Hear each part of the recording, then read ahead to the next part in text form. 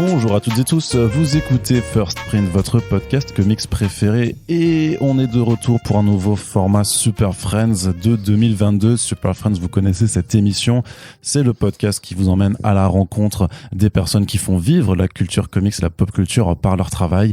Et au cours des derniers mois, on avait eu pas mal de rendez-vous avec des éditeurs de comics, puisque l'idée de First Print, c'était de pouvoir faire une sorte de tour de France des éditeurs de bande dessinée américaine. On essaie d'aller voir un maximum de monde pour parler stratégie éditoriale et aborder l'année à venir. Et aujourd'hui, on a le plaisir d'accueillir, alors pas pour la première fois, tu étais déjà venu, mais on a donc le plaisir de te retrouver, Thierry Mornay, directeur éditorial chez Delcourt, en charge du label comics depuis 2005. Je crois. Oui, fin 2004 même, pour être très exact. Ouais, bonjour à tous, merci de m'avoir accueilli aujourd'hui. Et on ne pouvait pas se passer de toi quand même, parce que Delcourt, c'est quand même l'un des leaders sur ce marché-là. Et j'ai envie de te poser une première question, justement, parce que de toute façon, j'ai envie de te réinviter, je te le dis très franchement, parce que il y a tout un pan, en fait, de l'historique de la bande dessinée américaine en France que tu connais et que je n'ai pas pu connaître pour une simple question d'âge. Mais, tu es en train de me dire que je suis vieux, quoi, c'est ça? Pas du tout. Non, pas du tout. Je dis que tu as une expérience. Je suis vintage. Je dis que tu as une expérience que je n'ai pas. Mais j'ai pas envie de remonter dans l'avant 2000, mais quand même depuis 2005, depuis que tu as quitté Semic pour rejoindre Delcourt. Est-ce que tu peux un peu nous dire comment tu trouves que la place du comics en France a évolué? Bon, je dirais en deux temps. Lorsque moi je suis arrivé pour collaborer avec Guy et prendre en charge le catalogue comics chez Delcourt, c'était un marché qui était un peu informe. Il n'y avait pas vraiment d'acteurs majeurs leaders. Du moins, le marché était très orienté sur la presse. À l'époque, il y avait bien sûr Panini qui était l'éditeur un peu historique, et puis quelques autres éditeurs, notamment Delcourt, puisque depuis même la création des éditions Delcourt, Guy avait incorporé des comics au sein de son catalogue, pas forcément en le labellisant tel quel. C'est d'ailleurs toujours le cas aujourd'hui, parce qu'on parle de Delcourt Comics, mais il n'y a pas véritablement un label qui est associé à ça. Non, c'est des collections, mais c'est dans Contrebande qu'on retrouve la majorité des... Ouais, Contrebande, effectivement. Outsider, à côté, qui est un autre label qui est plus orienté peut-être BD underground, indépendante. Même si, moi j'insiste toujours sur le fait que nous travaillons avec de la BD indépendante, si ce n'est que dans la thématique et de ce que l'on choisit de sélectionner pour le publier en France, c'est un caractère peut-être un peu plus mainstream que effectivement ce que va faire quelqu'un comme Vincent Bernière, qui lui pilote le label Outsider. Et donc plusieurs phases. Cette phase un peu de constitution de ce qu'a été effectivement le marché des comics, mais qui déjà à l'époque n'était qu'une niche, et l'est encore plus aujourd'hui, même si il y a eu des blips sur le radar ponctuellement, parfois sur quelques années. Mais j'ai jamais considéré par exemple que le phénomène Walking Dead, qui a été publié chez Delcourt, en fait était une marque hyper importante de l'émergence du marché des comics en France, tout simplement parce que c'est un épiphénomène en fait, qui a dépassé à la fois nos attentes, et j'en suis pleinement ravi. En fait, c'est assez royal au cours d'une carrière de rencontrer un phénomène tel que celui-ci. Mais c'était un peu l'arbre qui cachait la forêt, c'est-à-dire que face aux ventes impressionnantes et vraiment colossales de Walking Dead, puisqu'on est aujourd'hui en chiffre cumulé à plus de 5 millions d'exemplaires vendus, ça c'est rarement vu sur une seule série, jamais vu même sur une seule série comics. Le premier tome qui a plus de 350 000 ou 400 000 exemplaires. Même un peu plus que ça, c'est-à-dire qu'on est pas loin du demi-million d'exemplaires vendus, toute édition confondue. Il y en a 2 chez nous, mais il y a eu aussi Françoisir, il y a eu pas mal de chiffres comme ça qui sont rarement compilés dans les statistiques que l'on peut trouver, mais effectivement, je suis pas là pour égrener des chiffres en fait, mais c'est vrai que ça a été on est passé de succès d'estime, pop culturel, à un succès de bande dessinée, qui est donc au-delà des succès comics rencontrés, jusqu'au phénomène éditorial, quoi, en fait. Alors ça a bien été effectivement aidé par l'émergence et le succès de la série télé en 2010, mais le fait est que la série BD, même à ce jour, en fait, reste quelque chose qui est important au sein du catalogue. En revanche, je le précisais tout à l'heure, c'est un peu l'arbre qui cache la forêt, dans le sens où face à ces ventes très importantes d'une série majeure, ça n'a pas forcément entraîné je dirais un ensemble de séries derrière. Alors ce que ça a fait, c'est que ça a surtout réveillé les appétits d'autres éditeurs sur le marché français. C'est en cela que Glénat a relancé un label comics, c'est en cela que Dargo s'est intéressé, Média Participation s'est intéressé aux comics et a créé le label Urban pour ça.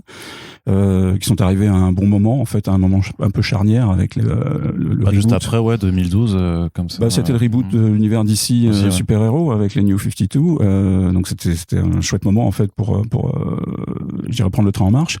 Panini reste aujourd'hui leader et d'assez loin en fait parce qu'ils ont la licence Marvel et on sait ce que en 10 ans cette licence Marvel est devenue en termes de produits multimédia, que ce soit la télévision, sur les plateformes SVOD ou au cinéma ou en jeux vidéo. Et bien sûr, ça dope d'une manière ou d'une autre la visibilité des personnages, qui sont aujourd'hui avant tout des vrais produits marketing. Faut pas se leurrer. Enfin, je dis pas ça du tout par volonté de dénigrer en fait ce qui est, parce qu'au sein de ces produits-là, on trouve parfois des runs avec certains auteurs qui sont vraiment intéressants, mais ils sont assez rares. Surtout aujourd'hui, à mon humble avis. Et ça renforce, je dirais, moi, le choix éditorial que j'ai pu faire, c'est toutes ces années en fait, à définir ce catalogue et à l'animer au sein des éditions Delcourt, de me concentrer en l'occurrence quasi exclusivement sur du creator owned, c'est-à-dire sur des séries qui dont les droits en fait restent acquis à leurs créateurs, quoi, en fait. Alors ça m'amène à travailler avec de manière qui est probablement un peu plus difficile parce qu'il faut imposer des choses qui sont pas forcément connues auprès du lectorat. Mais ça m'amène à travailler en contact direct avec des auteurs, que ce soit Mike Mignola, Eric Powell, Terry Moore, etc., et qui constituent aujourd'hui vraiment l'essence même du catalogue que j'ai le plaisir d'animer depuis un peu plus de 15 ans. Oui. C'est comme ça que tu définirais le socle, c'est avec ces grands auteurs, c'est avec le Hellboy de Mike Mignola, c'est avec justement toute l'œuvre, toute la bibliographie de Terry Moore, c'est comme ça que tu définis le socle un peu de Delcourt Comics alors? Oui, à la fois avec des genres abordés. On a une multiplicité de genres présentes au catalogue qui est à peu près unique sur le marché français aujourd'hui. C'est-à-dire qu'on n'est pas cannibalisé par la présence des super-héros ou des univers partagés de super-héros au sein du catalogue. À chaque fois que on présente et on introduit, on propose une nouvelle série, c'est presque reprendre à zéro le travail pour parler aux lecteurs de qui sont ces créateurs, qui mettent un peu leur trip sur la table pour présenter leurs œuvres. C'est des genres extrêmement variés qui vont de l'horreur au fantastique, en passant par la science-fiction, le polar bien entendu, qui est un point important de ce que l'on publie aujourd'hui, et puis un petit peu de super-héros aussi quand même, parce qu'on va pas se couper de ce genre dans la mesure où il est capable, et je le précise, ça n'engage que moi, mais à proposer ce qu'il y a de meilleur lorsque c'est dans le cadre de séries indépendantes. Donc on pense à Invincible, on pense à Spawn. On pense à Invincible, ouais. Encore que Spawn, je définirais pas vraiment comme un titre de super-héros. C'est ce que j'appelle moi un super anti-héros. Mais c'est de la dark fantasy aussi avant tout, au même titre que peut l'être Hellboy. On n'est pas réellement dans le principe du super-héros au sens habituel du terme. C'est très discutable, bien sûr, mais c'est vrai qu'on a un mélange des genres en fait qui n'est pas celui qu'on trouve généralement dans le catalogue des grosses licences chez Warner ou Disney, quoi. Et justement, tu abordais un peu, tu parlais d'un premier temps important qui était donc entre 2010 et 2012 avec l'explosion Walking Dead et l'apparition de tous les éditeurs de comics. Aujourd'hui, il y en a certains qui ont disparu déjà. Je pense notamment à Glénat Comics qui, en tant que collection, n'existe plus vraiment depuis que Olivier Jalabert est parti. Je pense même à des essais qui ont pas réussi à se concrétiser. Snorgle Comics, c'est quasiment au point mort, je crois. Il y a le label Casterman Paperback qui a tenté quelque chose et qui s'est arrêté au bout de 2 ans. Quel est du coup maintenant le constat aujourd'hui ? Le constat, c'est que ceux qui avaient déjà une base de séries et d'auteurs installés sont toujours présents et le sont encore pour de très longues années. Je me présume pas du tout des longueurs de contrats en fait qui ont été signés par Média Participation ou par Panini avec leur principal partenaire. Mais moi je parle pour ce qui concerne Delcourt et on a aujourd'hui des plans sur 4-5 ans, je dirais, au moins, qui sont assurés autour de nos auteurs phares, quoi. Et je précise bien auteurs phares, parce qu'un auteur tel que Mike Mignola, il ne se définit pas seulement par Hellboy. De la même manière, Eric Powell ne se définit pas seulement par The Goon. On prépare notamment là pour le tout début avril une bio assez extraordinaire qu'il a réalisée en collaboration avec Ralph Schechter sur Ed Gein. et qui est vraiment un ouvrage d'exception. Voilà, j'ai pas peur de le dire parce que de temps en temps on en a un. C'est un terme qui est souvent un peu galvaudé et c'est dommage, mais là on tient quelque chose qui est absolument fabuleux et que j'encourage les gens à aller découvrir, quoi. Et c'est pas du super-héros et c'est pas en couleur, mais ça va être un beau roman graphique en l'occurrence, parce que là une fois de plus le terme n'est pas galvaudé quand on parle de roman graphique avec Ed Gein. Mais ça va être, je pense que ça risque de pas non plus à mettre entre toutes les mains, vu le sujet, vu le propos et vu ce qu'a fait Ed Gein, justement. Non, bien sûr, ouais. Enfin, après, il s'agit de préciser qui est ce Ed Gein, qui est probablement plus connu par les amateurs de crime comics ou de true crime, en fait. Et il est plus connu aux États-Unis qu'en France, hein. Bon, c'est simplement le personnage qui a inspiré très très librement le Buffalo Bill dans le Silence des agneaux, ou encore Norman Bates dans Psycho, mais à la différence près que ce personnage sinistre était réel et a vécu dans les années 50 au Wisconsin et s'amusait à dépecer un certain nombre de personnes pour se parer de leur peau humaine, voilà, pour faire simple. Voilà, c'est un joli pitch. En tout cas, de toute façon, vous en avez déjà parlé dans un front page de Corentin. Vous avez fait une biographie détaillée de toutes les horreurs qu'il avait commises, donc effectivement on sera curieux de voir comment Powell adapte ça. Mais justement, tu as ces auteurs un peu phares que tu publies depuis longtemps, avec qui j'imagine tu es en contact aussi régulier avec eux directement ou avec leurs agents, mais il faut aussi défricher en fait et trouver les nouvelles perles des comics indés, ce qui te pense, comment tu fonctionnes ça par rapport à ça. Alors j'ai une espèce de formule que quelle est la recette? Souvent. Ah bah si je connaissais la recette et si quelqu'un la connaissait, ça serait magique et on serait capable de la reproduire. Donc il y a jamais de recette en fait. C'est ce qu'il faut retenir, et puis plus on avance peut-être dans ce métier, plus on gagne en humilité, je pense. C'est-à-dire que on ne sait jamais ce qui fait que ça va marcher ou pas. Ce qui fait que ça marche, c'est avant tout le lectorat. Moi, je considère que c'est toujours le lecteur qui a raison, et qu'on a beau présenter ce qui pour nous est le meilleur album du monde, et ce qui est peut-être vrai d'ailleurs objectivement, si cet album ne rencontre pas son public, c'est qu'on n'a pas bon, et que c'est le lectorat qui a raison. C'est peut-être un peu simpliste comme vue de l'esprit, mais un éditeur, il est là pour alimenter un catalogue qui va être là dans la durée. Il n'est pas là pour faire le beau avec un coup et puis disparaître derrière.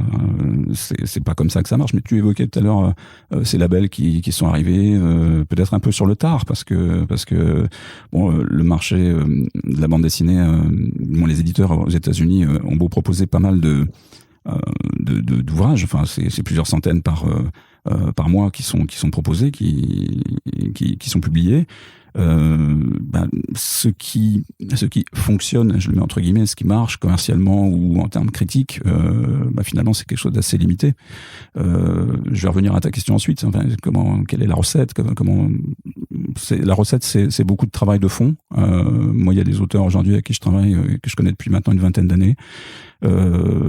Ça permet de travailler dans la confiance, parce que j'ai la chance que Todd McFarlane ou Mike Mignola ou Eric savent exactement qui je suis. On se parle très régulièrement. Il y a une confiance qui est établie sur la durée, et ça veut dire que ça permet de bénéficier aussi d'informations en amont, avant même que leurs éditeurs respectifs ou leur maison d'édition sortent les informations. Et ça a une valeur inestimable, en fait, puisque c'est au contact des créateurs, finalement, que l'on peut arriver à modeler et animer un catalogue qui se veut éclectique et de qualité. Et puis voilà, il faut arriver à trier le bon grain de livret.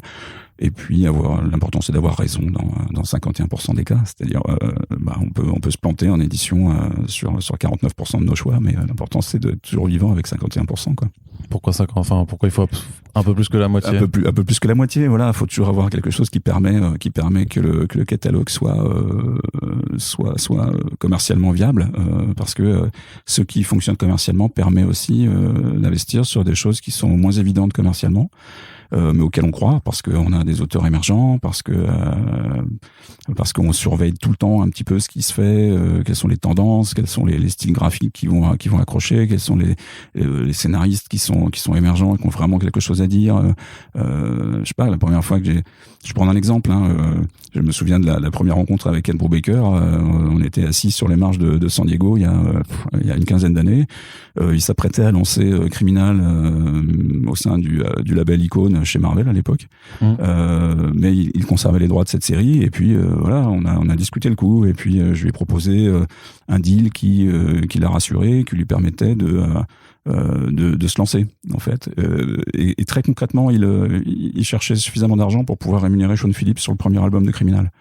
Donc je lui ai proposé tout simplement à l'époque d'acheter les droits pour les versions françaises en aveugle, ce que j'ai horreur de faire généralement. T'avais pas encore lu? J'avais lu ce que Ed Brubaker faisait. Je connaissais le travail de Sean Phillips parce que je connais aussi Charlie Adler depuis suffisamment longtemps, et Sean et Charlie sont suffisamment potes pour que j'ai bien vu ce que faisait Sean auparavant. Donc c'était un peu le saut de la foi, quoi. C'est ça, je veux dire que Criminal, par contre, il y avait pas encore de... Non, il y avait un pitch peut-être que Ed a su bien me vendre à l'époque. Voilà, il s'apprêtait à sortir le tout premier numéro de Criminal. Et donc je lui dis ça, on fait ça, puis en plus écoute, on va se charger de vendre les droits étrangers de cette série pour ton compte, quoi. Donc on l'avait vendu en Italie, je crois, à l'époque, en Espagne possiblement, j'ai plus le souvenir très très exactement, de manière à pouvoir amener suffisamment d'argent sur la table, de manière à ce qu'il paye Sean et qu'il puisse amorcer la pompe tout simplement et lancer la série.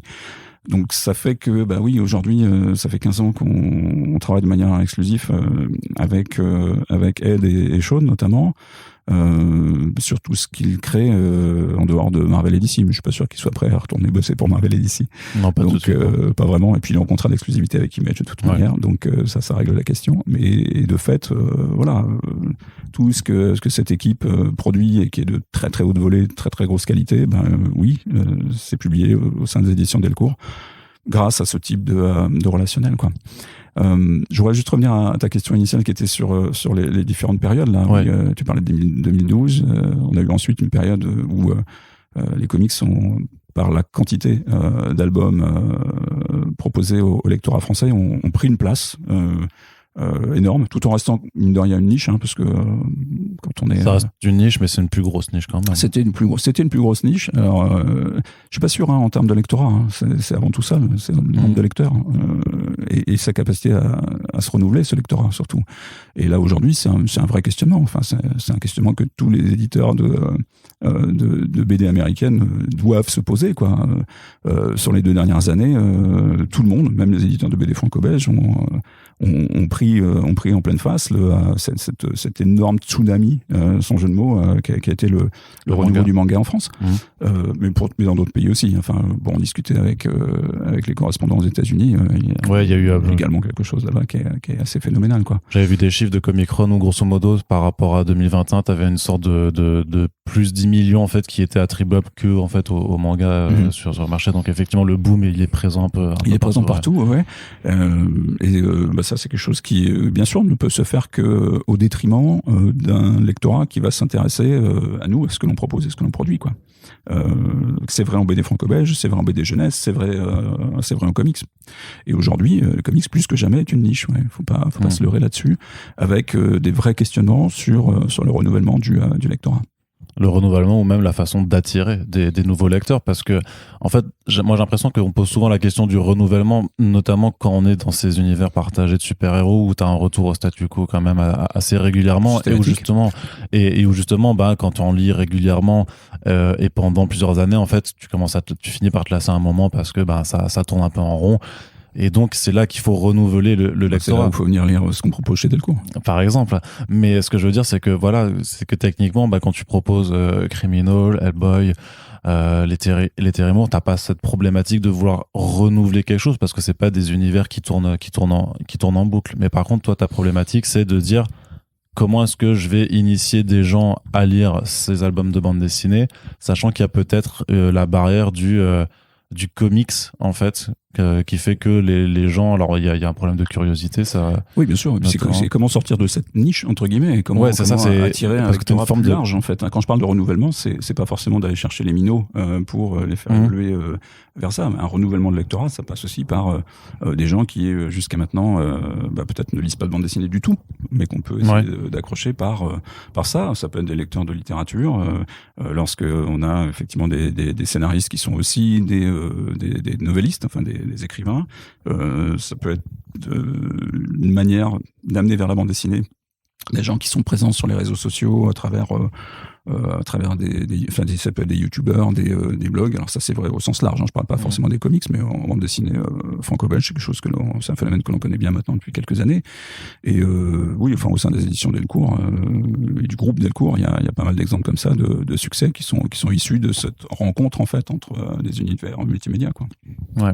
Il y a un truc qui m'interpelle, c'est quand tu dis que le lectorat a toujours raison, où je suis pas forcément d'accord. Oui, mais je le mets entre guillemets, c'est-à-dire que quand il a raison dans le sens où finalement, quand c'est lui qui sanctionne, mais justement si on parle, parce que si le lectorat il est pas curieux, si le lectorat il est conservateur, il veut relire que les mêmes produits de marque en fait, si on parle de super-héros, et qu'il a pas la jugeote de s'intéresser, disons par exemple même à Invincible qui est le plus proche en termes de. T'as remarqué que depuis 15 ans ça m'empêche pas de continuer à essayer, donc on ne doit pas lâcher l'affaire et de proposer toujours quelque chose de nouveau. Mais si c'est pas cette série par cet auteur ou ces auteurs, eh bien ça en sera peut-être une autre. Et moi mon boulot c'est de continuer à aller chercher effectivement ces choses-là pour tenter de titiller ce facteur curiosité, pour tenter d'aller accrocher quelqu'un qui va s'intéresser à ça. Quand je parlais d'humilité tout à l'heure, c'est que oui, on se plante très très souvent en fait, hein. C'est extrêmement frustrant d'être éditeur, hein. Quand on a un ouvrage qu'on aime, qu'on adore, on a ou un auteur avec lequel on accroche particulièrement, que ce soit au plan humain ou par rapport à ses créations, et derrière on se retrouve malheureusement avec des fois des résultats commerciaux qui sont pas du tout à la hauteur de nos espérances communes, nous éditeurs, lui créateur, mais deal with that, quoi. Faut faire avec, c'est tout. Il n'y a pas trop le choix. Et notre boulot, c'est de persévérer, et c'est de tenter de trouver quelque chose. Enfin, qui pouvait prédire que Walking Dead serait le succès que ça a été? Je veux pas du tout me reposer uniquement sur Walking Dead, parce que voilà, Walking Dead est une série qui est terminée, qui continue à être présente et continue à très bien se comporter en termes de vente au sein de notre catalogue, mais voilà, enfin mon boulot pendant que Walking Dead était là, c'était de rechercher la suite, quoi. Enfin l'autre Walking Dead, je parle un peu ce que disait Guy, c'est voilà, faut rechercher le deuxième Walking Dead, le suivant, l'autre. Et tu penses qu'il y en a un? Tu penses qu'il peut y en avoir un?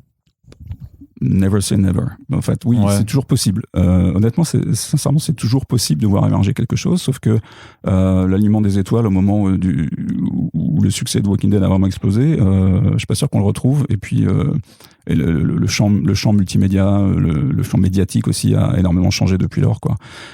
Aujourd'hui, il y a rarement un comics de premier plan qui ne voit pas son adaptation télévisée, alors qu'à l'époque, si on se réfère à 12 ans en arrière, hein, au moment de l'arrivée de la toute première saison de Walking Dead, peu de comics étaient adaptés de manière qualitative, en fait. Il y a eu Smallville, il y avait des choses comme ça, mais étaient vraiment traité comme un vrai produit télévisé, en fait, et a rencontré le succès qu'on connaît, quoi. Et t'arrives à avoir parfois des phénomènes de ruissellement, notamment quand tu fais une politique d'auteur, c'est-à-dire que si un auteur chez toi rencontre le succès, tu t'attends à ce que pas mal de personnes puissent aller le suivre. C'est ce qu'on souhaite toujours, ça s'avère rarement le cas. Ouais, parce que j'allais dire que parce que Robert Kirkman n'a pas fait que Walking Dead. Voilà. Donc alors Invincible, ça remarche, enfin ça prend une nouvelle vie grâce à l'adaptation animée. C'est le bon exemple, parce que là aussi qui laisse penser que on peut avoir eu raison depuis le début, et malheureusement le lectorat ne suit pas. La première fois que j'ai publié Invincible, c'était même chez Semic. En magazine, j'ai repris la série chez Delcourt en album, et c'est une série qu'on a tenue sous perfusion et à bout de bras pendant 25 tomes, quoi. Et bizarrement, le fait de proposer une réédition dans un autre format a fait que cette série s'est mise à décoller et à devenir le succès que l'on sait aujourd'hui. pas seulement grâce à la série télé la série animée sur Amazon, parce que elle est finalement arrivée après le lancement de cette nouvelle série. Mais parfois il y a la conjonction comme ça de facteurs qu'on ne maîtrise pas, qu'on connaît pas. Alors on peut spéculer, on peut imaginer que tiens, c'est grâce à ça, ceci. Bon, je pense qu'on a toujours beaucoup de chance. Et puis il y a X facteurs. Moi, une recette, je compare ça à une ancienne table de son, tu sais, dans les studios où tu avais plein de potards en fait que tu actives les potards en disant tiens, c'est un petit peu de ça, un petit peu de ça, un petit peu de ça. Ouais. Et ça, c'est tous les facteurs qui font qu'à un moment donné, ça peut marcher. Et même si tu actives les bons potards, des fois ça marche pas. Ouais, parce qu'à l'inverse, par exemple, Outcast, Oblivion Song ou même Firepower n'a pas rencontré le même succès que les titres précédemment. Au démarrage, ouais, Oblivion Song aussi au démarrage, mais derrière, il n'y a pas eu forcément quelque chose qui suit. Maintenant, c'est des séries relativement courtes. Outcast est bouclé en 8 tomes, Oblivion Song le sera en 6. C'est long, 8 tomes quand même. Pas aujourd'hui, pas quand on parle de comics en général, quoi. Non, ça reste pour moi ce que j'appellerais une maxi-série, quoi. Mais c'est pas. Ah ouais, parce que moi justement, parce que j'imagine bien que tu sais quand même ce qui se passe en V aussi, c'est que dans le Creator Owned, notamment chez Image Comics, qui avait plein de séries qui dépassaient les 30-40 numéros, on n'en retrouve quasiment plus. En fait, elles sont toutes en train de se conclure. Alors, t'as quelques rares exceptions. Mais justement, 8 tomes, c'est exceptionnellement long, en fait, pour du comics indé. C'est bien ce qu'on remarque, puisque, en plus, peut-être, en plus du défaut de curiosité qu'on peut regretter, mais qui est factuel, peut-être d'une part du lectorat, ou peut-être que nous, on ne fait pas suffisamment bien notre travail pour aller activer ce facteur curiosité, je me remets vraiment en cause là-dessus. C'est quelque chose que l'on remarque, puisque effectivement les ventes ont tendance à s'effriter, en fait. On est quand même sur on vit dans une société en fait où new is beautiful, quoi. Donc tout ce qui est nouveau va faire le buzz, tout le monde va être super excité et puis se lasser extrêmement vite de tout. C'est vrai en série télé, c'est vrai sur une saga au cinéma en plusieurs tomes, c'est vrai sur une série de romans un peu trop longue, c'est vrai sur une série de bandes dessinées franco-belges, et ça l'est effectivement encore plus sur la partie comics, parce que il y a un flux continu de nouveautés, d'effets d'annonce, d'accord. Alors là, les effets d'annonce, il y en a mais tous les jours. Souviens-toi, il y a 4-5 ans, lorsqu'une série faisait l'objet d'une option pour la télévision, blim, c'était l'annonce du mois, quoi. Aujourd'hui, on ne les annonce même plus. Pourquoi ? Parce que finalement, toutes les séries sont optionnées, quasiment, d'accord, d'une manière ou d'une autre. Et puis tout le monde s'en fiche, quoi. Je veux dire, voilà, tant que c'est pas, tant qu'il n'y a pas un élément sensationnel ou qui hors du commun, on a du mal à voir émerger effectivement sur la durée un phénomène vraiment durable. Ouais, c'est vrai, c'est comme ça. Écoute, on est obligé de faire avec. Comment réactiver quelque chose ? Alors, il y a parfois des contre-exemples. En ce moment, effectivement, je sens qu'il y a un frémissement. On va dire ça comme ça, sur Spawn et sur l'univers de Spawn, par exemple. Todd a fait un énorme travail de refonte de son univers, de son personnage principal, de relance de numéros. Donc ça crée bien sûr du buzz et un succès commercial assez incroyable, même s'il faut l'analyser et le décortiquer, mais et que ça arrive à travers les réseaux sociaux sur le marché français, et on en bénéficie d'une certaine manière, quoi. Et tant mieux, parce que moi c'est une série à laquelle je continue à croire, à laquelle je suis attaché viscéralement depuis une vingtaine d'années, quoi.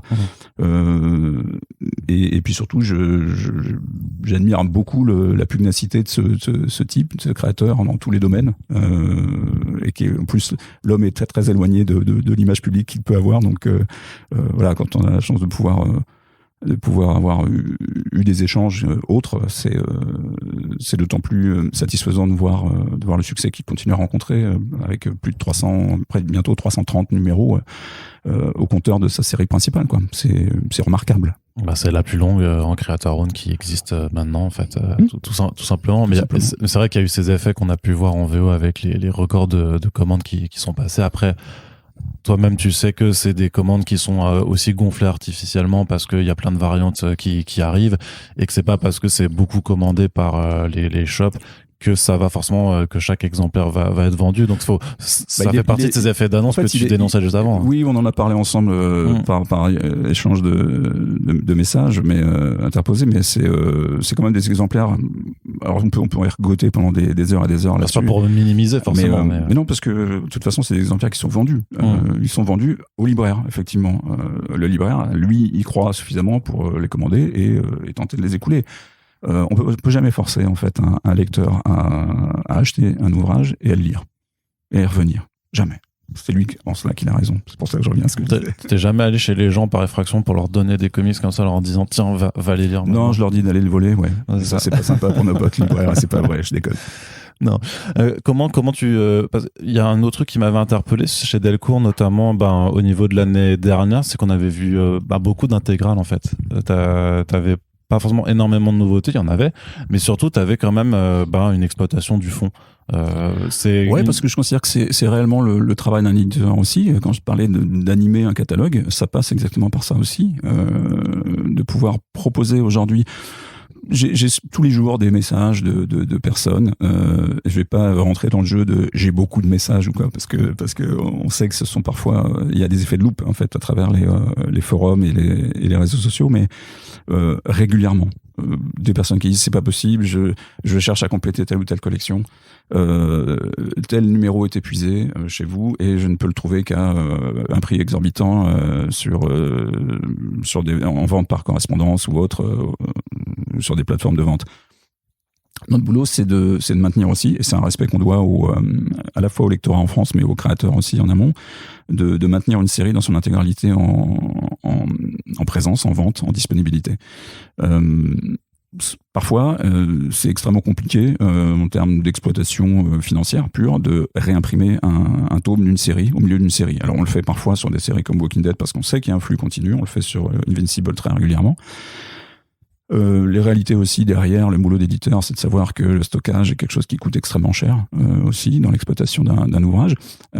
Et donc, qu'est-ce qu'on peut faire d'un fonds de catalogue? Et quand on dit fonds de catalogue, ça ne veut pas dire rogaton.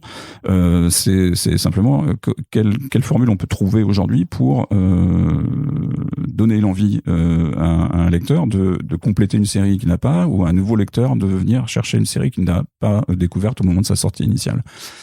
L'intégrale est une solution parce qu'elle nous permet de bénéficier de matériel qui est d'ores et déjà traduit, lettré, édité. C'est une partie du travail que t'as pas repayé en fait. Oui, c'est ça. Ouais, ça permet dans l'exploitation financière indéniablement de rendre la chose possible, tout simplement. Et puis c'est une manière de conserver les droits sur des séries parce qu'on signe des droits pour une période limitée tout le temps. Donc parfois il est possible de re-signer un contrat, mais cette fois-ci en format intégral. Et puis on a simplement senti, parce que là il faut être à l'écoute aussi du lectorat et des libraires, que c'est ce qu'un certain nombre de lecteurs avaient envie d'avoir au catalogue. C'est des choses qu'on n'a pas forcément fait auparavant. Et puis, par rapport moi à la structure du catalogue, à partir du moment où je n'avais plus, une 12 ou quinzaine d'ouvrages de Star Wars par an, comme c'était le cas auparavant, ça me libérait ce que j'appelle des slots de publication et la possibilité justement de remettre sur le devant de la scène des séries qui n'avaient pas forcément étaient suffisamment remarqués au moment de leur sortie initiale. Et puis c'est un vrai moyen de remettre en avant un travail de qualité fait par des créateurs. Donc oui, c'est vrai qu'il y a eu plus d'intégrales, à la fois pour répondre à une demande du marché, et puis parce que c'est bien de remettre en avant, Martha Washington, Velvet, Fatal, les œuvres de Will Eisner, voilà, ce genre de choses. Ouais. Ouais, mais est-ce que tu penses, enfin c'est là une question un peu triviale, mais j'imagine que tu penses aussi que ça permet d'attirer l'attention sur ces titres-là qui peut-être sont passés plus ou moins. Oui, c'est ce que je disais tout à l'heure, exactement, sans paraphraser à nouveau. Mais c'est vraiment ça, quoi. Il y a parfois des titres qu'on a proposés qui ont moyennement fonctionné commercialement parlant, qui n'ont pas rencontré leur public, comme on dit pudiquement. et que l'intégrale permet effectivement, c'est une ressortie, c'est une nouvelle édition, donc c'est pas une simple réimpression. C'est deux termes souvent que les gens confondent, mais c'est vraiment un travail différent de rééditer en intégrale un ouvrage pour le proposer à nouveau en disponibilité sur le marché. Ouais. Alors comment tu gères cet équilibre quand tu as ton planning de publication sur un semestre ou sur une année, sur les nouveautés, sur les titres d'auteurs déjà bien installés chez toi et sur ces rééditions intégrales? Ça, c'est comment c'est un peu comme un pétrin en fait, et tous les jours tu regardes ton planning et tu vois un peu ce qui fonctionne. On va essayer de pas faire en sorte par exemple que d'avoir 3 sorties le même mois pour qu'elles ne se cannibalisent pas en fait, et surtout pour leur offrir à chacune à la fois l'espace médiatique et puis l'espace financier pour le lecteur qui voudrait découvrir des choses nouvelles, quoi. Par exemple, une réédition d'intégrale de Will Eisner ne va pas forcément rentrer en conflit avec la sortie de Noctera tome 1, par exemple, parce qu'on sait qu'on va s'adresser probablement à une topologie de lecteurs différente. C'est-à-dire que Will Eisner, c'est un catalogue que je chéris particulièrement, mais un auteur remarquable. Et de pouvoir parvenir aujourd'hui à présenter quasiment l'intégralité de son œuvre en tant que roman graphique sous forme d'intégrale. C'est vraiment un objectif qu'on poursuit depuis maintenant plusieurs années, et ça y est, le tout dernier arrive là très prochainement en février, avec une intégrale de 3 romans graphiques qui vient compléter l'ensemble de sa bibliothèque, de la bibliothèque Will Eisner. Bon, d'un autre côté, Noctera, c'est effectivement la grosse nouveauté de Scott Snyder. On travaille en bonne intelligence avec Scott depuis pas mal d'années, on se connaît bien. Il a beau effectivement être plus connu aujourd'hui pour la façon dont il a réveillé Batman malgré ses 80 ans avec la cour de hibou. Il est capable de faire des choses à côté qui sont absolument remarquables, et à mon sens qui sont meilleures que Dark Metal par exemple. Ça n'engage que moi. Oui, ça sera quand même un constat qu'on pourra partager sur Death Metal du coup. Mais justement, ce on avait remarqué que effectivement tu étais allé chercher déjà avec Undiscovered Country, que là effectivement il y a Noctera qui sort. C'est du coup c'est quoi, c'est genre tu pistes aussi les autres titres qui arrivent qu'il a fait avec Dark Horse sur Comixology. En fait, c'est surtout avec Comixology, parce que Dark Horse n'est jamais que l'éditeur de la version papier. Ouais.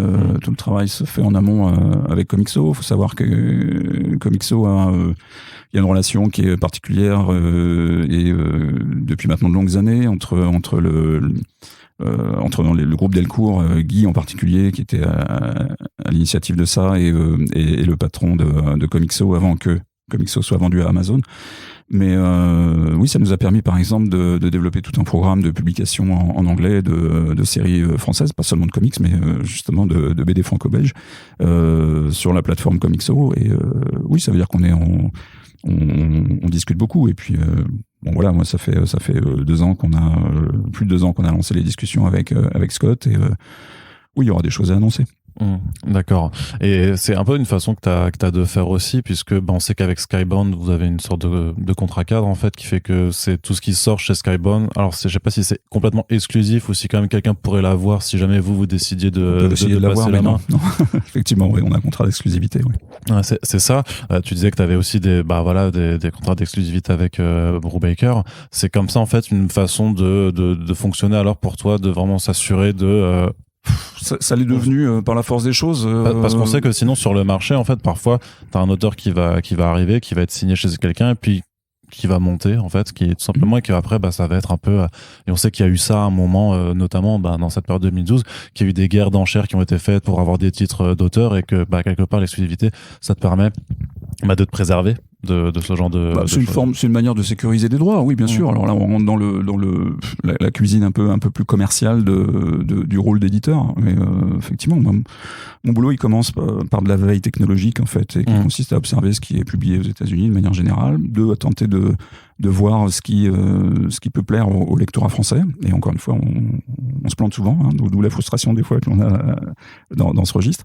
3, s'assurer que la qualité de l'adaptation, une fois que les droits sont signés, soit de qualité. 4, accompagner commercialement en termes de presse l'ensemble des sorties que l'on propose. Et 5, assurer la pérennité. Une fois de plus, je reviens à ce que j'évoquais au début. Comment fait-on pour durer, en fait? Faut assurer la pérennité d'un catalogue, et parfois ça passe par la sécurisation de droits sur plusieurs années. Ça passe par des contrats cadres. Oui, bien sûr. Bon, là, c'est plus, on rentre dans la cuisine, on va dire, commerciale, de gestion de droits, mais c'est ce que Panini a fait depuis de très longues années sur la licence Marvel. C'est ce que Media Participation a fait en signant DC Comics il y a maintenant quelques années, presque une dizaine d'années.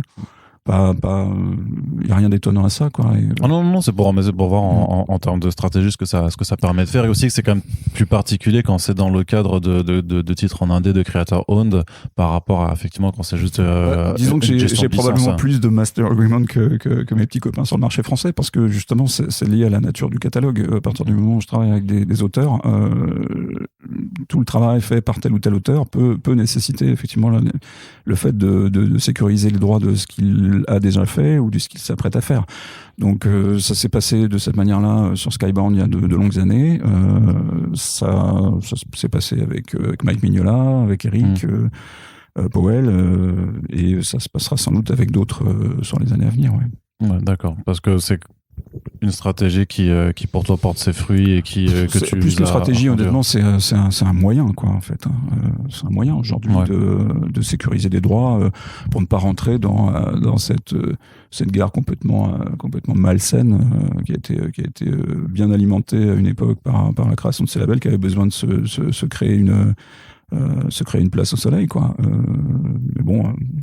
Voilà, j'avoue que j'ai souvent regardé un petit peu les scuds que s'échangeaient les concurrents, parce que souvent c'était une aberration de payer aussi cher un certain nombre de droits.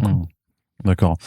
Et t'es allé vers Boom Studios aussi ces dernières années. Enfin, tu vois que Boom est en train de devenir. J'ai l'impression que c'est un constat qui a été partagé par beaucoup, parce que t'es pas le seul à avoir ramené de plus en plus de titres, mais parce que là il y a les 7 secrets de Tom Taylor notamment, qui est absolument génial, qui est mortel, qui mérite vraiment plus que d'être remarqué, plus que c'est le cas pour l'instant, alors qu'il vient de sortir. On de toute façon on en reparlera avec. On en a parlé récemment sur First Print, mais on va continuer, mais. Tu sens qu'il y a, justement, quand tu sens les frémissements, tu vois aussi que Boom Studios c'est devenu en l'espace de 3-4 ans là une forme de nouvelle Image Comics. Alors non, parce que les contrats ne sont pas du tout les mêmes, d'une part, et puis parce que Image Comics, en fait, dans l'esprit des gens, on dit que c'est un éditeur. J'aurais tendance plutôt à dire que Image est un peu comme un GIE, en fait. C'est un groupement, en fait, d'indépendants. C'est un hébergeur qui market globalement un certain nombre de choses, qui propose des conditions effectivement qui sont pas du tout les mêmes qu'on peut trouver ou chez Dark Horse ou IDW ou Boom Studio, en ce qui concerne notamment la gestion des droits dérivés.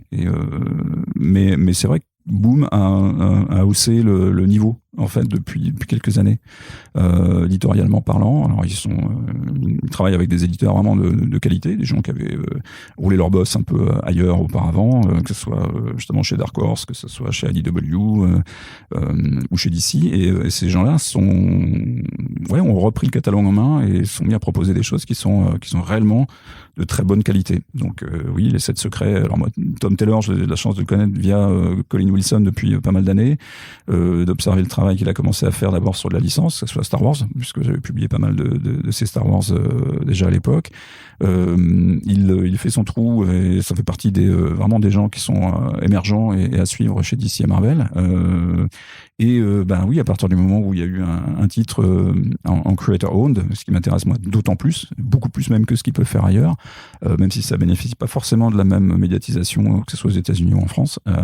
Et ça a été les 7 secrets. Et je me suis jeté dessus parce qu'on se connaît bien, parce que là aussi la confiance est établie et qu'il est de son côté ravi que ce soit chez Delcourt, quoi. Mais justement, alors ça, le fait de devoir faire cette veille t'impose quand même si t'aimes pas ça, de devoir lire aussi des comics de super-héros pour pister les auteurs qui arrivent à se débrouiller et peuvent ensuite émerger, ou alors c'est juste quand ils arrivent en creator, tu dis mais d'accord, je vais aller pister ce qu'il a fait. Oui, enfin j'en lis quelques-uns, mais c'est vrai que c'est pas du tout mon genre de prédilection, ça l'est plus. Enfin, il y a un moment ça t'a lassé, quoi. Ah, mais il y a très longtemps. Il y a très longtemps, voilà. Parce que déjà dans des interviews il y a quelques années, tu le disais, donc. Ouais, absolument. Enfin, je change pas je change pas d'avis là-dessus. Je pense que les super-héros répondent avant tout à un fantasme adolescent et qu'à un moment donné, ben, tu passes au-delà et que t'as besoin de lire autre chose. C'est vrai que moi, ça me regarde moi. Après, tout le monde est absolument libre de lire du Batman, du Spider-Man, du X-Men, du Avengers, whatever. Mais c'est vrai que c'est pas forcément ce qui va m'attirer. Alors, en fait, ce qui se passe, c'est que souvent, je remarque plus un auteur qui va peut-être commencer en creator own, faire un saut chez les big two et avoir des runs. Et là, je vais essayer de regarder, de voir ce qu'il fait avec un personnage déjà établi et avec les contraintes éditoriales qui sont les siennes. Je sais pas, ça a été le cas de Bendis, quoi, il y a maintenant très longtemps. Moi, je lisais ce que faisait Bendis chez Caliber, puis ensuite chez Image, et puis il est arrivé chez McFarlane, et puis ensuite il est passé chez Marvel. Et j'aimais vraiment bien l'approche qu'il avait, en fait, à l'époque. Alors, ce qu'il fait aujourd'hui peut-être me touche moins, mais c'est un exemple. Hein, c'est pour donner juste un exemple sur la durée. Voilà, c'est quelqu'un qui est venu de l'indé. Brubaker, pareil. Et en fait, ce qu'il a fait chez les Big Two, je retiens avant tout ce qu'il a fait de plus Brubakerien, en l'occurrence c'est Gotham Central, quoi, qui pour moi est une espèce de canevas de brouillon de ce qu'il continue à faire aujourd'hui sans Super Sleep, avec Criminal et tous ces univers de polar. Reckless en est un autre exemple, en fait, hein, puisque c'est vraiment une belle réalisation, quoi. Voilà, c'est l'exemple type de personnes où je vais quand même m'intéresser à ce qu'ils font quand ils vont voir ailleurs. Mais c'est vrai que c'est... Bon, tu vois, l'exemple de Tom, j'ai lu 2-3 trucs qu'il a fait avec Colin Wilson, même avant, chez les micros éditeurs. Et oui, tu sentais qu'il y avait vraiment... Il y en avait sous le capot, quoi. Et donc après, bah, tu t'amuses à le suivre. Et quand il revient effectivement sur du creator own, bah pourquoi ? Parce que sa notoriété acquise en travaillant sur Star Wars, sur... là récemment Superman, bah oui, ok, ça lui permet de lancer ses propres séries et quand tu discutes vraiment avec eux, bon, au-delà de quelques récits qu'ils ont envie de se faire sur les personnages préétablis, tout ce qu'il fait, c'est de faire du creator own, et tant mieux. C'est là où je guette. C'est ça. Toujours chez Boom aussi, on sait que c'est vous qui allez publier le Berserker de Keanu Reeves. Et Matt Kind. Et Matt Kind et Ron Garnier. C'est quand même un gros truc, quand même, cette histoire. Ouais, c'est un gros truc. C'est un projet sur lequel Guy et Delcourt lui-même s'est énormément investi et continue à s'investir. Et ouais, c'est le type d'ouvrage un peu exceptionnel par son amplitude médiatique déjà, bien sûr, par le succès dont il est auréolé au cours de sa campagne de lancement aux États-Unis. Et oui, on a envie d'y aller. Ouais. Et c'est du creator own pur. Voilà. Donc là, c'est quoi ? C'est quand tu en as entendu parler, quand tu l'as vu, tu t'es dit ça, il faut qu'on soit dessus, il y a quelque chose à faire. Il faut être honnête, moi je passe aussi, à titre personnel, beaucoup de temps et pas mal d'argent sur mes deniers propres à participer à des campagnes de financement participatif aux États-Unis sur différents projets. Je vais parler de Exordusk, de Ostrander et d'Ursema par exemple. Parce que j'adore ces auteurs-là. Je suis John depuis super longtemps. Même à l'époque de Suicide Squad, Yann Dursema a fait un travail sur l'univers Star Wars à l'époque où elle bossait dessus chez Dark Horse, qui est extraordinaire. Et ces deux créateurs se mettent ensemble pour faire Exordusk, bah oui, je finance, je participe, et donc je regarde. Et bien sûr, ils savent aussi que ça m'intéresse en termes de droit. C'est un exemple, hein, simplement. Il y en a pas mal comme ça de projets auxquels moi je m'intéresse à titre personnel et qui ont des grandes chances de finir dans l'escarcelle Delcourt un jour, oui. C'est comme ça par exemple que t'es tombé sur le Scary de Max Smith alors ou... Oui. T'avais financé la campagne de la version physique et j'avais celle-ci, non, j'ai pas participé à la version physique, mais j'ai suivi de très près le projet parce que je trouvais que c'était assez intéressant de voir un animateur passer à la bande dessinée sur ce coup-là, et la qualité elle est indéniable, quoi. Et Scurry c'est une perle, voilà. Ouais. Très, très, très bien. J'avais une autre question à te poser sur, parce qu'on parle de format un petit peu, et on a quand même vu pas mal aussi d'éditeurs s'essayer à d'autres formats de publication, c'est-à-dire présenter les bouquins autrement. Alors parfois pour repasser en soupe, pour pouvoir faire des prix plus doux, ou parfois même faire des grands formats pour essayer d'insérer les bouquins dans un rayon autre que le rayon comics, puisque le rayon comics c'est une niche.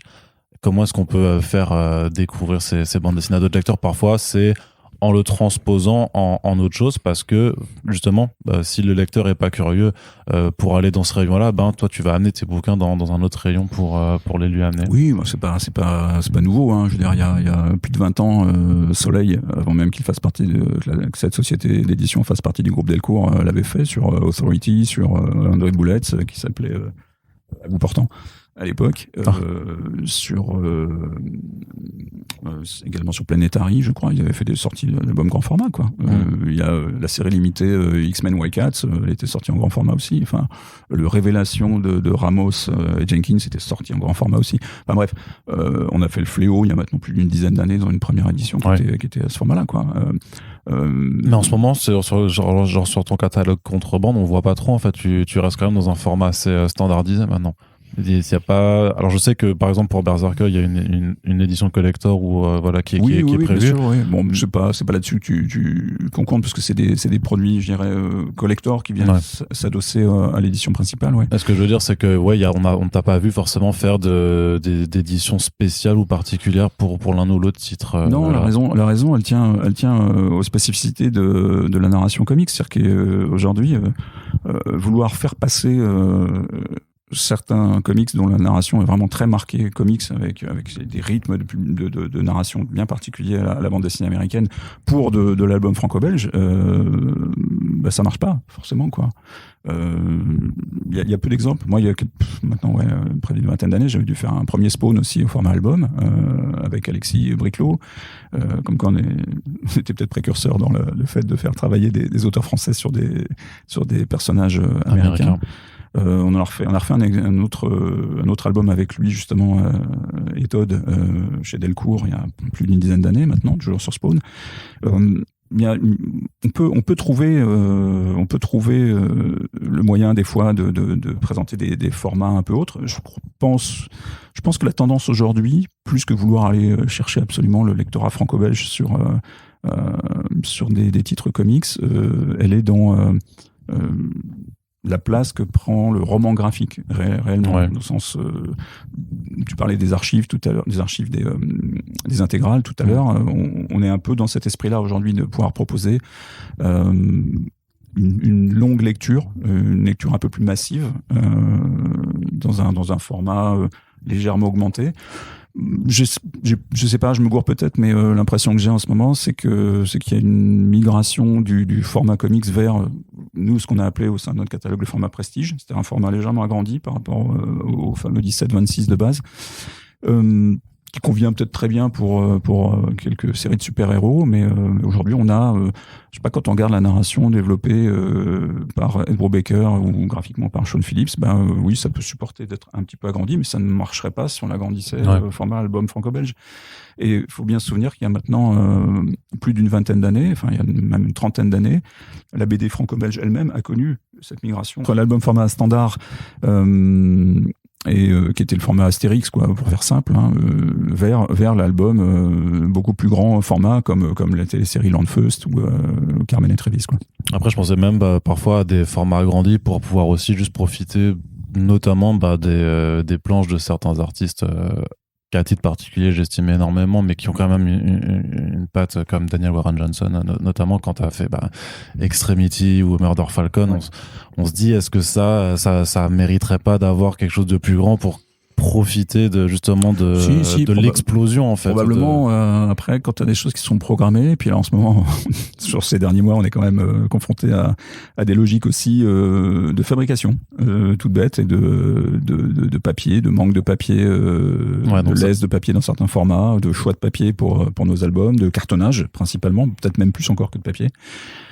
Qui font que parfois on est contraint de revoir la copie de départ. Et après ceux-là, ils sont sortis bien avant la oui, crise. Tout à fait. Mais on avait déjà des informations qui permettaient un éditeur, et surtout un éditeur comme nous, achète en avance beaucoup de papier. D'accord. On décide pas de commander du papier pour faire tel ou tel album qui va être imprimé à 4000 exemplaires, quoi. Donc on se doit aussi de taper dans les stocks de papier qui sont disponibles auprès des différents imprimeurs avec lesquels on travaille. Oui, effectivement. Après, est-ce que Murder Falcon où Extremity aurait bénéficié d'une plus grande exposition et d'un plus grand succès commercial avec avec un format légèrement agrandi. Je sais pas, question ouverte. Ouais. Ça, tu peux pas trancher, mais mais pareil, c'est quelque chose que tu peux dans ce cas expérimenter pour d'autres titres. Et là, c'est oui, mais on fera Ultra Mega comme ça. Voilà, c'est ça. Voilà, c'était justement c'est ma demande. Mais tu fais la blague ou c'est non, c'est pas une blague, c'est vrai parce que mais là aussi parce que la narration de James Harren le justifie, quoi, en fait. Et puis il y a un travail sur certaines planches qui peuvent largement supporter effectivement un format agrandi. Ouais. Ok, bon, ça c'est cool, c'est juste que je voulais entendre, c'est bon, on peut finir le podcast. Allez, au revoir, c'est le truc que j'étais venu te soutirer, non, c'est super cool. Autre question encore, mais justement, parce que tu parlais de la pénurie de papier, mais justement pour revenir un peu juste sur l'année, enfin les 2 années maintenant complètes depuis le premier confinement, comment ça s'est passé pour vous chez Delcourt? Je veux pas te bullshiter, mais ça s'est extrêmement bien passé, en fait. Que ce soit en termes de résultats commerciaux, ça c'est évident, mais tout le secteur de la bande dessinée a plutôt vécu un effet d'aubaine presque, l'édition en général, la BD en particulier, au cours de ces périodes de confinement et liées à la Covid.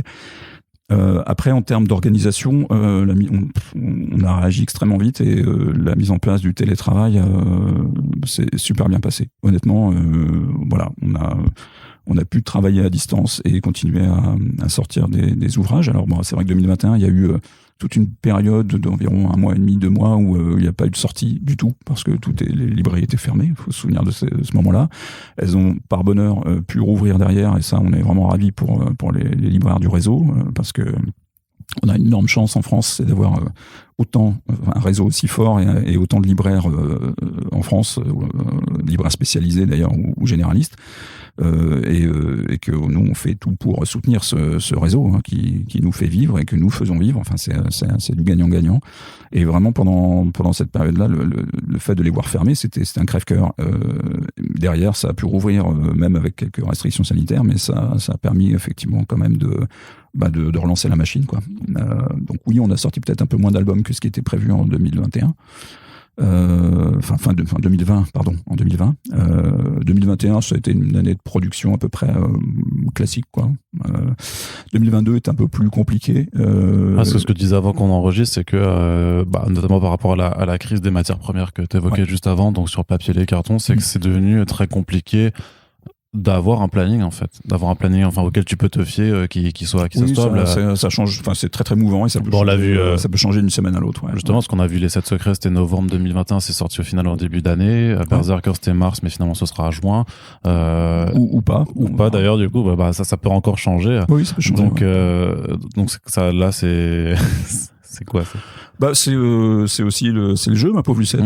C'est que ça bouge tous les jours et qu'il faut s'adapter, tout simplement, être souple et changer notre fusil d'épaule et revoir un peu nos priorités. Ça peut être d'une journée sur l'autre, d'une semaine sur l'autre, en fonction de ce qu'on redéfinit en termes de planning de sortie. Voilà, à l'impossible, nul n'est tenu. Et puis, vaut mieux assurer la sortie et l'accompagnement d'une sortie, d'une belle nouveauté, plutôt que d'en foirer 3 qui vont vouloir absolument sortir le même mois, quoi. Donc, ça veut dire repousser parfois des sorties, oui. Et puis, si le marché réagit pas bien, c'est des périodes où il faut faire ce qu'on appelle le gros dos, comme ça que je l'appelle, mais et puis attendre que l'orage passe, et puis derrière, reproposer des choses quand le paysage sera un peu dégagé, quand les vents seront un peu moins violents. On rentre aussi dans une année électorale, ça veut dire que il y a beaucoup de choses qui vont être figées. Il y a plein de facteurs en fait qui sont parfois extérieurs tout simplement à notre travail au quotidien, qui font qu'on est obligé de revoir les plannings, revoir les sorties. Donc ce qui peut être annoncé aujourd'hui est pas forcément vrai pour la suite, quoi. Ouais. Toujours aussi dans le programme de 2022, on a noté que tu faisais des intégrales des œuvres de Michael Turner, donc Soulfire et Fathom. Et quelque part ça me semble assez logique aussi, mais Parce qu'avec Spawn par exemple, ou même avec un titre comme Noctera, on sent qu'il y a quand même aussi, même si le catalogue Delcourt est assez éclectique, t'as aussi quand même cet esprit un peu 90s en fait dans le dessin, cette école du dessin qu'on arrive à retrouver et qui se manifeste notamment parce que du coup tu reprends les travaux de Turner. Oui, c'est vrai pour quelques ouvrages, mais c'est aussi plus lié là, par exemple pour ce qui est de Turner, à une fidélité respective, mutuelle qu'on peut avoir avec les gens d'Aspen. Et voilà, bon, Michael est plus là, mais ça veut pas dire que on veut pas continuer ou remettre en avant la créativité dont il a fait preuve sur Fathom notamment et Soulfire. Donc c'est des phénomènes aussi d'entretien de catalogue. Voilà, Fathom, on a sorti il y a une dizaine d'années, Soulfire aussi, à travers en plus des magazines à l'époque. Le moment est venu de remettre effectivement sur le devant de la scène ces ouvrages-là.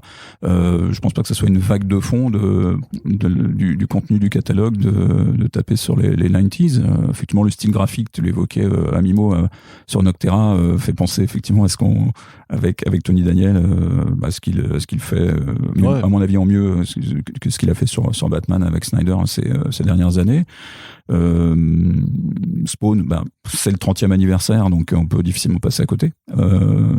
Et on a d'ailleurs au mois de mai un numéro vraiment spécial, un Spawn 30e anniversaire, un one-shot dont je suis très très content en termes de contenu, puisque on a pu regrouper les 15 premiers épisodes de la série qui sont entièrement dessinés par Todd McFarlane, avec y compris les récits écrits par Moore, Neil Gaiman, Dave Sim et Miller, tout ça dans ce même album, avec notamment le fameux épisode avec Angela créé par Gaiman et qui était entièrement inédit depuis 20 ans en France, quoi. Et donc ça c'est cool de pouvoir le faire. C'est un ouvrage qui va contenir aussi la version Director's Cut du numéro 1 commenté par Todd, des croquis qu'on est allé chercher au fin fond des tiroirs de Todd pour présenter les toutes premières versions de Spawn, et une préface qu'il est en train d'écrire à cette heure-ci, je pense. Voilà. Faut que je le rappelle d'ailleurs. D'accord, ok, ouais. Ok, donc c'est gros. Ouais, un gros bel ouvrage, de référence pour fêter ce 30e anniversaire, et puis l'année Spawn, effectivement, pour répondre au redéploiement de l'univers Spawn, comme il l'a très bien fait aux États-Unis depuis quelques mois, quoi. Parce que c'est quand même compliqué de se dire aussi, c'est très bien du coup de reproposer les premiers numéros, parce que sinon t'es quand même dans une série de 300 fleuve, plus de 300 numéros. Oui. Et c'est dur de se dire, vas-y, faut que je m'y lance, quel est le temps. Moi, j'ai été même surpris que tu prennes pas le numéro 300 comme pour faire un nouveau tome 1 sur la VF. Tu vois, je me suis dit, ça pourrait être. Là aussi, c'est du respect, et on en discute avec les créateurs eux-mêmes, parce qu'on fait pas forcément ce qu'on veut, d'accord. Ouais, ok. Tu sais pas, t'achètes les droits, tu fais ce que tu veux, non? Non. Okay. Aujourd'hui, si c'était le cas, ça serait vraiment manquer énormément de respect pour les créateurs avec lesquels on travaille et qui nous font confiance et à qui on fait confiance, quoi. Non, on n'est pas, excuse-moi, mais on n'est pas chez Marvel et DC où on tribute les séries tous les ans ou tous les 18 mois, quoi. Todd l'a jamais fait. Nous, on l'avait fait déjà 2 fois sur la série principale, d'accord, avec son accord, à des moments qui nous semblaient être narrativement des moments charnières. On va pas s'amuser à. Non, on n'est pas chez. Après, c'est pas pour ne pas respecter le créateur ou t'amuser à saper un travail de long terme, mais parce qu'il faut penser qu'on est dans un lectorat particulier en France de niche et tout ça, et que c'est la question des points d'entrée qui reste aussi assez primordiale quand on est sur des très longues séries. Ouais. Et sur Spawn, il y a plusieurs points d'entrée en toute logique. Oui, il y en a effectivement. Et tu pourras en créer un comme ça. Mais derrière, on crée aussi de la confusion. Regarde les commentaires qu'il peut y avoir sur la manière dont les séries Marvel sont gérées. Et c'est pas un boulot facile qu'ils ont chez Panini.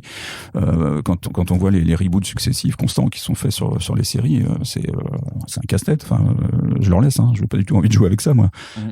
Et le lecteur se fait l'écho de ça. Enfin, ils sont parfois complètement paumés, ils savent pas. Et c'est le meilleur moyen de perdre des lecteurs, justement, plutôt que de tenter de les gagner. Donc là, d'afficher une espèce de stabilité, justement, sur une série.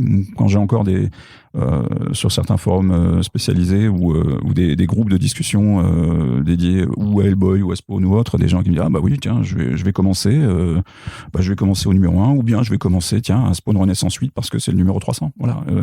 je me dis oui, ok, tant mieux, c'est bien. Parce qu'il faut le savoir. Mais parce que mais pour dire, t'imagines, tu dis à quelqu'un qui connaît pas, tu dis tiens, regarde, commence par ce tome 8. Il va te dire, mais je comprends. Enfin, non, je vais pas commencer par un tome 8, c'est chelou. Non. Parce que c'est vrai que dans la bibliothèque, ça va faire un peu moche d'avoir un tome 8. Mais oui, pour revenir ensuite. Non, mais juste sur le principe de se dire, enfin, en général, même par exemple, sur une autre série, enfin, tu vas pas dire commencer Walking Dead par le tome 8, par exemple, tu vois. Non, c'est pas le cas, puisqu'on est vraiment sur une narration complètement linéaire, là. Ouais. Mais c'est en cela que profiter parfois d'événements éditoriaux comme un anniversaire, c'est le bon moment, effectivement, pour intéresser des gens et les faire rentrer dans un univers. On m'a souvent demandé quand je gérais l'univers Star Wars par quoi fallait commencer, quoi. D'accord. Et là, c'était encore plus compliqué parce qu'il y avait un nombre incalculable de séries. Établir des timelines, c'est une aide à la lecture. Indiquer que tiens, ça serait peut-être pas mal de commencer par ça ou par ça ou par ça. Aujourd'hui, si quelqu'un me demande, je connais pas du tout Spawn, par quoi je commence, j'ai eu soit le tome 1, effectivement, soit Spawn Undead, par exemple, parce que c'est un one shot et qui est une manière effectivement de comprendre l'essence du personnage, puis de tester, sans se lancer effectivement dans une série fleuve. Si ça lui plaît, tant mieux, quoi. Voilà. Puis après, écoute, si les gens ont envie de le découvrir, moi je respecte complètement la taille du porte-monnaie du lecteur, il y a les bibliothèques aussi, hein, d'accord. C'est vrai, c'est quelque chose dont on parle pas assez souvent. Non, bien sûr. Moi j'en parle très très fréquemment. J'en dis mais bon, ok, je comprends.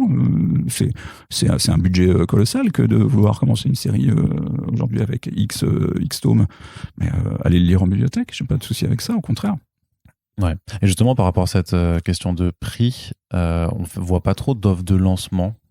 Sur le catalogue, c'est pas quelque chose que vous voulez faire parce que ça pourrait aussi aider en fait des gens à se lancer. Tu penses, ouais, mais pas alors c'est là aussi il faut pas se leurrer. Le taux de conversion en fait entre un tome 1 proposé à 10 balles parce que c'est de ça dont on parle, et la suite n'est vraiment pas important en fait. Donc si ça consiste effectivement à aller gratter 10 euros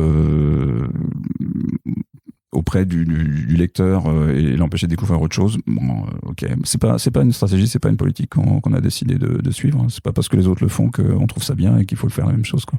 Non, mais pour les comics indés, parce qu'autant pour les comics de super-héros, effectivement, parfois tu te dis, mais de toute façon, c'est effectivement ça prend de l'attention, mais moi, je pense notamment à ce qu'a fait Urban, hein, tout simplement, mais parce que ça permet quand même de se dire, tiens, je vais découvrir une nouvelle série indé avec un très très atypique. Je pense là au Department of Truth qui sort ce mois-ci, par exemple, qui a quand même, enfin moi que je trouve très bien, tu vois, mais qui. Oui, c'est très bien à lire, mais waouh. Mais le dessin est pas forcément le plus accessible et ça permet quand même de séduisant, effectivement. Ouais. Donc, mais toi, c'est jamais quelque chose que t'as parce que depuis 2005 quand même. Non, c'est pas quelque chose qu'on a choisi de faire. Effectivement, on travaille pas de cette manière-là. Voilà. D'accord. Et est-ce que on peut espérer, mais je pense, enfin, non, pas espérer du coup. Tu crois qu'un jour le kiosque va revenir? Parce que t'en as fait, t'as bossé, t'as même commencé en tant que rédacteur chez Panini. J'étais rédacteur freelance, à l'époque, à la fin des années 90, mais après j'en ai fait beaucoup chez Semic, et en fait chez Semic on a même introduit la collection Semic Books, donc on a fait migrer une partie de la production. Oh non, je suis pas c'est à cause de toi que maintenant qu'il n'y a plus de kiosque, c'est toi qui je suis pas le seul coupable. Il y avait des gens qui l'ont très bien fait avant, et notamment mes mentors qui sont Jean-Pierre Dionnet chez Ozyman et Associés à l'époque, ou les gens de Futuropolis, Canal Historique à l'époque, ou Ferchid Baroucha avec Spécial USA et compagnie. Donc là, pas du tout. C'est pas nouveau. Non. Non, c'était juste parce qu'il y avait une évolution assez logique du lectorat qui avait aussi envie de découvrir des choses autrement qu'en allant chercher sa dose tous les mois en kiosque, quoi, clairement. Non, alors parce qu'aujourd'hui ça peut revenir. Boule de cristal là, complètement. Donc moi je lis pas dans le mar de café, dans la boule de cristal. Honnêtement, je pense pas aujourd'hui parce que il y a très très peu de chances que on n'est pas structuré aujourd'hui comme ça. Le marché il a migré vers les librairies. Il faudrait avoir peut-être des licences, des ouvrages très très particuliers qui permettent de vivre. C'est pas possible pour le comics indé, clairement. Ouais. Voilà. On s'est posé souvent la question de revenir. Même là récemment, je me suis reposé la question, est-ce que ça vaudrait le coup de relancer du Spawn avec l'étendue de l'univers, l'expansion de l'univers Spawn. Pas une liste, c'est pas une marque suffisamment implantée pour le faire, contrairement à des titres comme Batman ou des marques comme Batman sont plus en kiosque maintenant. Qui finalement ne sont plus non plus. Donc qu'est-ce qu'on va aller faire les malins en fait, alors que en plus enfin, les kiosques qui reposaient sur la loi Bichet qui date de 47, je vais pas refaire l'historique là-dessus, mais tout ça a changé. Enfin, la distribution en presse a énormément changé. Les diffuseurs de presse, il y en a certains qui sont complètement cassés la figure. C'est extrêmement compliqué aujourd'hui de faire de la presse. Ça appartient au passé, à l'histoire du passé. Je dis pas que ça reviendra pas un jour, peut-être, mais pas dans les conditions actuelles, en fait, qu'offrent les kiosques. D'accord, très bien. Et pour conclure, qu'est-ce que tu peux un peu nous dire encore sur 2022 chez Delcourt? Je parle pas forcément de faire d'annonces, ça peut être des trucs qui ont même déjà été annoncés un petit peu publiquement, mais pour que les gens qui nous écoutent et qui honte à eux, ne nous suivent pas forcément sur comicsblog.fr quand on rédige, soient au courant un petit peu des titres qui vont arriver alors. Mais c'est que si vous avez envie de découvrir un peu autre chose que des produits pré-marketés, on a plein d'ouvrages, plein de séries courtes ou de one-shot qui sont en préparation et qui ne peuvent qu'intéresser en fait tout type de lecteur, parce que on a un catalogue qui est extrêmement éclectique. Il y a beaucoup de genres qui sont représentés. On vient d'évoquer le 30e anniversaire de Spawn, par exemple, pour de la dark fantasy avec ce super anti-héros, comme on le disait tout à l'heure. Si vous êtes fan de polar, allez découvrir le travail extraordinaire que font Ed Brubaker et Sean Phillips. Sur une classe, ouais. Ouais, ou bien Stray Bullets de David Lapham, qui est une perle extraordinaire et que je suis vraiment super fier d'avoir. Tu continues un 5e, pour aller justement au bout de Sunshine and Roses, qui est la série en cours, ouais. Et on a aussi par exemple un comics Komiks, ça s'orthographie comme ça, et qui est une série philippine, voilà, qui arrive par exemple, qui s'appelle Trezé, qui a fait l'objet d'ailleurs d'une adaptation animée sur Netflix, et qui est vraiment un travail complètement extraordinaire de Budget Tan et Caio Baldissimo, deux auteurs philippins, qui a une très très bonne postface et un travail éditorial qui a été fait par Laurent Melikian, qui est un grand spécialiste de la BD monde. Et ça, c'est un ouvrage, je suis vraiment très très très très fier de pouvoir présenter bientôt. On a la réédition du Fléau de Stephen King, qui est l'adaptation de Stephen King qui arrive.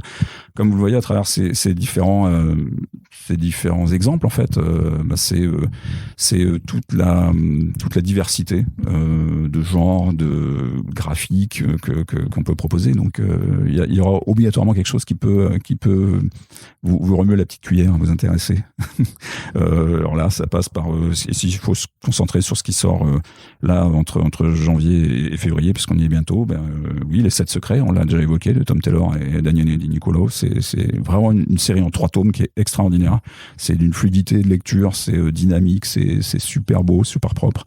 On a le retour du Goon avec Les Seigneurs de la Misère de Eric Powell, magnifique. On a le Ed Gein, on en a parlé tout à l'heure, Ed Gein, autopsie d'un tueur en série, qui lui va arriver tout début avril. C'est toi qui gère aussi tout ce qui est un peu plus roman graphique, comme le Manoir de Chartwell. Non, ça passe par c'est probablement plus Vincent Bernier que j'évoquais tout à l'heure, qui a été aussi l'éditeur de Monstres de Barry Windsor Smith, qui fait partie aussi du catalogue Delcourt Comics, Noctera, voilà, on l'a évoqué tout à l'heure, une série en 3 tomes de Scott Snyder, vraiment probablement un de ses meilleurs travaux depuis très très longtemps, dessiné par Tony Daniel. Voilà, enfin, je vais pas égrener non plus toutes les nouveautés qui nous attendent, mais venez checker le site internet, regardez, demandez à votre libraire ce qui va arriver aussi, parce qu'ils sont souvent de très très bons conseils. Suivez les blogs spécialisés, parce que aussi sauront vous parler des choses qui valent le détour. Voilà, donc on est là pour continuer à vous proposer des choses qui, on l'espère, vont vous plaire. Très bien. Écoute Thierry, je te remercie d'avoir pris le temps de venir ici et de parler dans notre podcast. Je le disais en introduction, c'est pas la première fois que tu es venu, mais c'est clairement pas non plus la dernière, parce qu'on a d'autres sujets que j'ai envie d'évoquer avec toi. Mais pour l'instant, voilà. Donc, merci d'être venu parler stratégie édito et aborder un petit peu l'année 2022 chez vous à Delcourt. Merci à toi. Merci à vous, aux éditeurs. On espère que ces émissions vous plaisent. Les Super Friends, on vous rappelle, c'est un de nos formats favoris et qui est aussi rare que précieux. Donc, on vous invite à partager ces podcasts plus que de raison sur les réseaux sociaux. Vous pouvez également réagir à l'émission dans les commentaires du site et sur nos réseaux. Et puis, on vous rappelle que on a une page Tipeee qui permet de soutenir le podcast H24 si vous le souhaitez qu'il se pérennise. Sur ce, merci de nous avoir écoutés et à très bientôt pour la suite des émissions. Salut!